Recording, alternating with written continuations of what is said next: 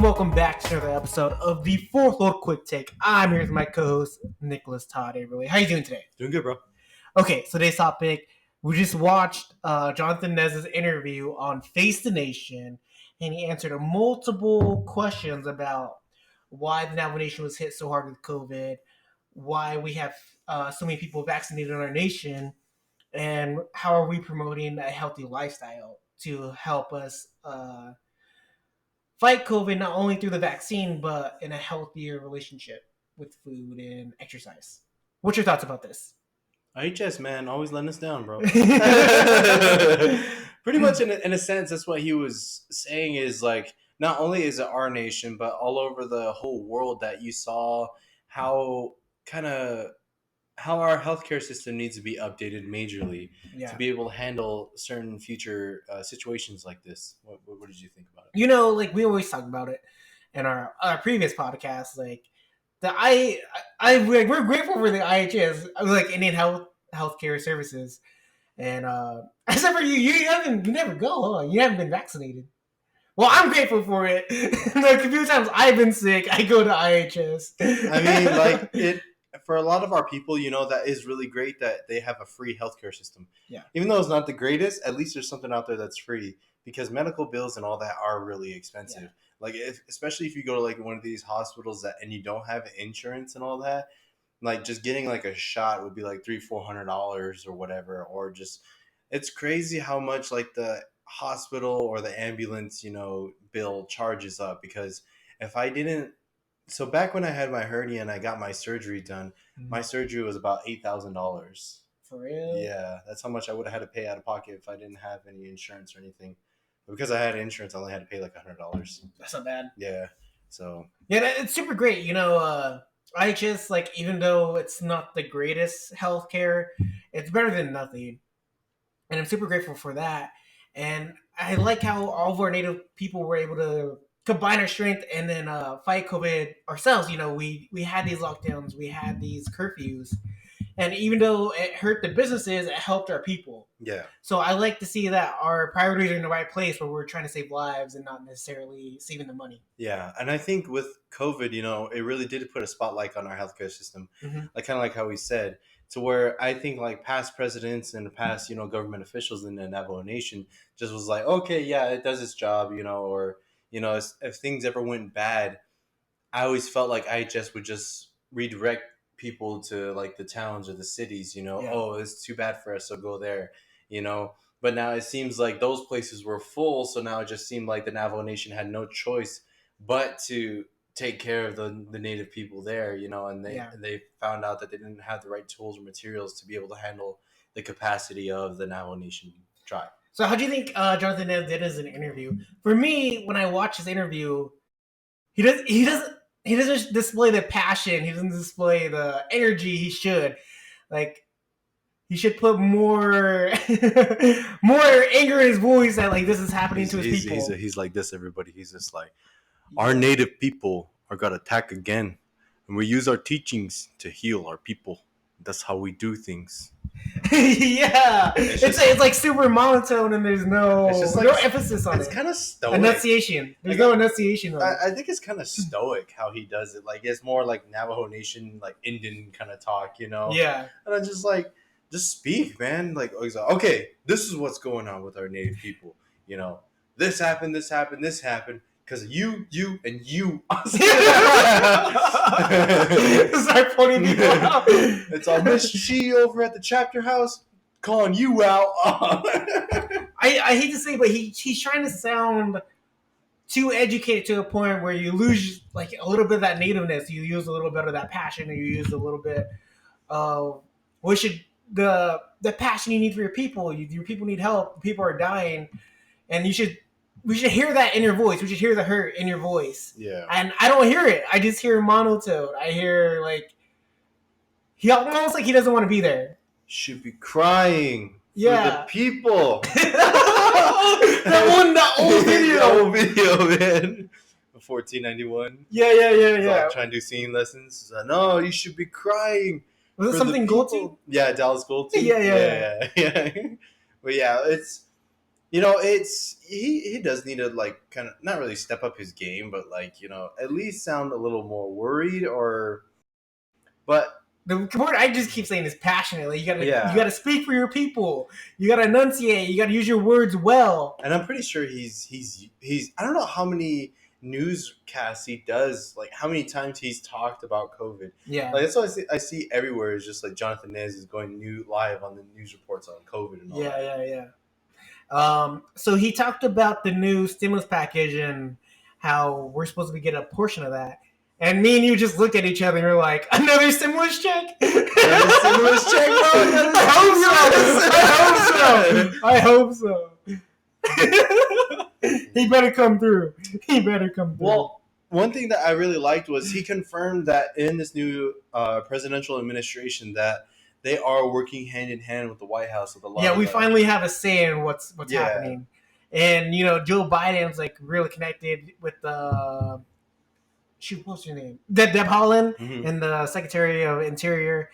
And we actually have a voice. We actually like have our needs be spoken out. Yeah. So we can actually get we can actually get The some funding. things done. Some funding, some help with organizing programs to help our Native people and all that. Because he was talking about how IHS has been underfunded for since the beginning, since it's been started, and we do see that there's a lot of nurses and doctors running on like short help, and a lot of people like I know from my family members around my family they don't like going to IHS. They'd rather Mm, go somewhere else. honestly, that's why I never went. Bro, It was so funny. So when the video was playing and he was talking about how many people have got the vaccine on the Navajo reservation. I just looked at Nick and was like, that shot messed me up yesterday. Because I got my second dose yesterday and I was feeling terrible. It was yeah. bad. So let me tell the story. So I took it Friday, didn't feel nothing at all, just the sore arm. Woke up Saturday, did my routine, worked out, went for a run, came back, did a little bit of homework, and then I took a nap. And I woke up and I was sweating, and I was like, "Why? Oh, it's so hot in my apartment." And I turned my AC on, and it didn't turn on. I was like, "What? What's the temperature?" And it was like 72, which is normal, but I was sweating like crazy. And Yeah. then the next 2 hours, I was just out of it. I didn't want to do nothing. That's why I didn't get a text from you yesterday, bro. I was waiting for a text like, "Hey, you want a pod?" But I never got it. I should have checked on him, man. I'm sorry. You'll find out when you get your second dose. Oh God, It was pretty bad. I'm getting mine this coming Friday, so. Jonathan Nez lied to me. So, because that's one thing she asked, like, how did you convince your Navajo people? He's just like, a lot of people like said they saw it on TV, said that I got it, and Yeah. said it wasn't that bad. And that's when Avery was all like, "You lied. It is that bad." It's the second one that always gets you, man. So another talking point they like elaborated on was that the Navajo Nation has 30 to 40% don't have running water or electricity, and it seemed like a pretty big talking point where the host was shocked at that statistic. That's crazy that people are still shocked and people still don't know about this, Yeah. man. It's just like you keep telling these people over and over again, and it's just like there's just so many informed people about our nation. Like you can only, I don't know, like a few hundred people at a time would know about such a thing. Yeah. So just growing up, going to your knowledge house or going to your grandparents' house, you just kind of expect there to be no running water or electricity. Yeah. And it doesn't seem like much has changed, to be honest. Whenever I go back, it's still a hard life for our people. Like you would think like everybody that lives around you, one or two, three, four more people in your entire community have like solar. Or oh, so and so got a septic tank, or so and so Yeah. got a septic tank, or something like that over here and there. Like oh, so and so finally got the power line pulled all the way over there, and it's just like you people have to understand that everyone is so spread out.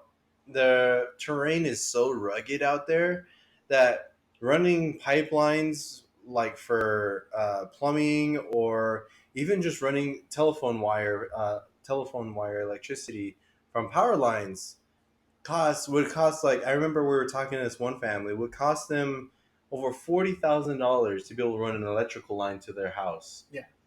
$40,000, everybody. That's so much as a car, like half a house or whatever. That's a lot of money, especially for someone on the reservation who probably doesn't have the greatest of jobs and trying to feed a family, trying to live, and just survive, trying to be able to put $40,000 on top of all that. That's a lot, dude. So that's why like our people are struggling so much, and that's one thing I liked about like with this past stimulus package is NTUA was able to help like over a couple hundred families be able to run power lines to them. Yeah. So hopefully with this next package, they can do even more people.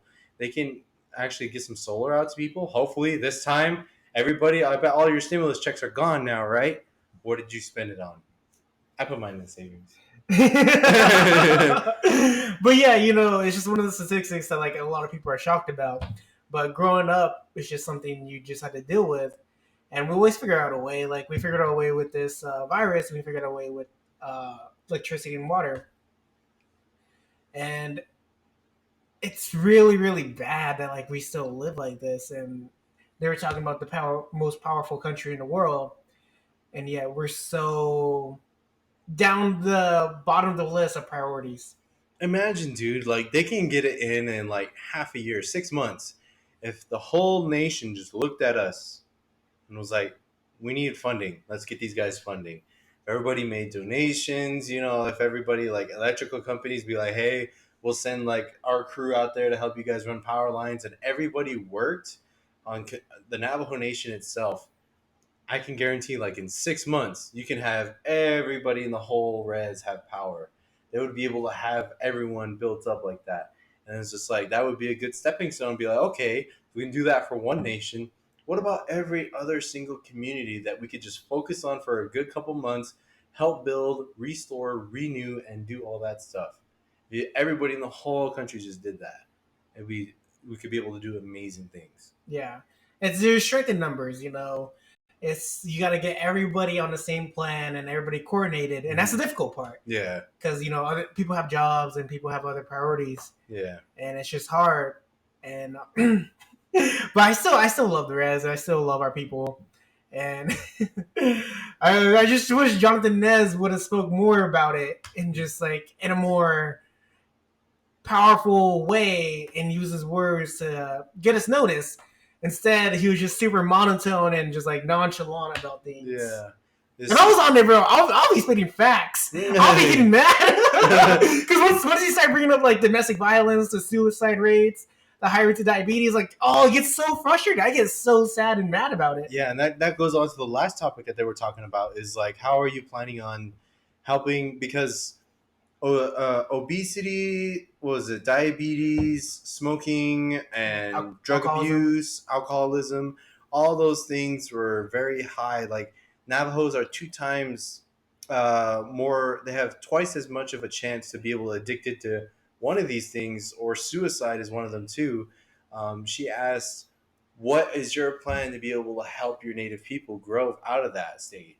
Yeah. And he said, one thing what I like about this is he's like, we need to resort back to our teachings, where we come from and all those things. And, Yeah. you need to close down the McDonald's and open up organic They better not. They're really y'all need to open up more Subways. They have salads. No one gets a salad from McDonald's. I never got a salad from McDonald's. But, like, we need to, I guess, exercise the use of, in-nation farming, and also, get more jobs out to people. I think that's the main thing. If you have more jobs out to people, that'll get them more active, get them, doing stuff more. Yeah. Give people actually something to do, because I feel like that's one thing that is causing the obesity, and obesity then goes to diabetes, and being overweight can lead to depression, then suicide. Yeah. Is help gives the people something to do, add fun to the res, but in a traditional fun way, that's one thing I think we should do. Focus on jobs. Mm-hmm. But it's super hard because all the terrain and stuff, it's it's hard to make change in a place that doesn't really want change. Everybody can't be a bull rider, bro. That was so unexpected. I was expecting something else.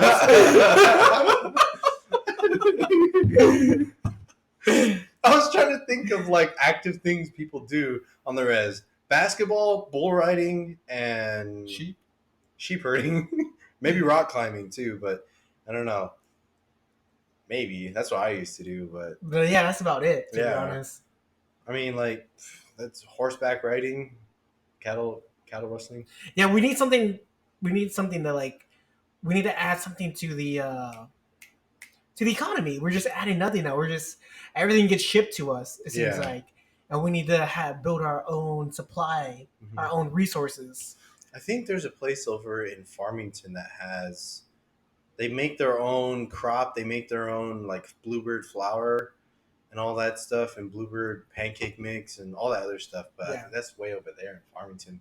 Over there, that's where they have like a little bit more better fertile ground to be able to grow stuff because they actually have like a lot of rain and water up there. Yeah, that's where like a lot of the hay come from. Yeah, like look at Chigai Mountains and Yeah. up there, they get a lot of rain, but it just sucks. Like you go to Tuba City, you go to Delcon, you go to like desert. It's like desert and bushes and all that stuff. So let's see what I think he's doing a good job. Yeah. He did a good job with the COVID and the lockdowns and all that, and I give him praise because there could have been a lot more people dead, that passed on if if he didn't have those. So he was quick to act. That's the only thing. Like he was quick to force mask mandates and force the lockdowns. Yeah.